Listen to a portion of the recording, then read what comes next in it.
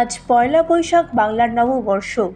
আর এই নববর্ষের দিনে ডেবরায় নির্বাচনী প্রচারে এলেন ঘাটাল লোকসভা কেন্দ্রের তৃণমূল কংগ্রেসের তারকা প্রার্থী দীপক অধিকারী। এদিন ডেবরা ব্লকের ট্যাবাগেরিয়া এলাকায় একটি পথসভায় যোগ দেন তিনি। এরপর একটি গণেশ পুজোর উদ্বোধন করেন তিনি। আজ সারাদিন ধরে ডেবরার বিধানসভায় নানান কর্মসূচি রয়েছে দেবের। তার সঙ্গে উপস্থিত রয়েছেন ডেবরার বিধায়ক ডক্টর হুমায়ুন কবির, ডেবরা ব্লক তৃণমূল কংগ্রেসের সভাপতি প্রদীপ কর সহ সভাপতি সীতেশ ধারা এবং অন্যান্যরা। প্রচারে এসে তিনি সত্যপুর সমাজ কল্যাণ সংঘের গৌরাঙ্গ মহাপ্রভু অনুষ্ঠানে নিজের হাতে মানুষজনকে প্রসাদ বিতরণ করেন, যা দেখে সাধারণ মানুষের মধ্যে উচ্ছ্বাস ছিল চোখে পড়ার মতো। ডেবরা থেকে নিজস্ব প্রতিনিধির রিপোর্ট, এএনএম নিউজ।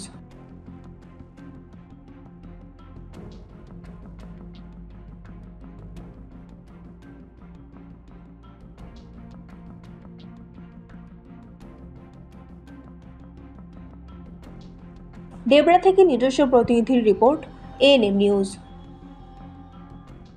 আরও খবরের আপডেট পেতে সাবস্ক্রাইব করুন আমাদের ইউটিউব চ্যানেলটি আর বেল আইকনে ক্লিক করুন নোটিফিকেশনস পেতে।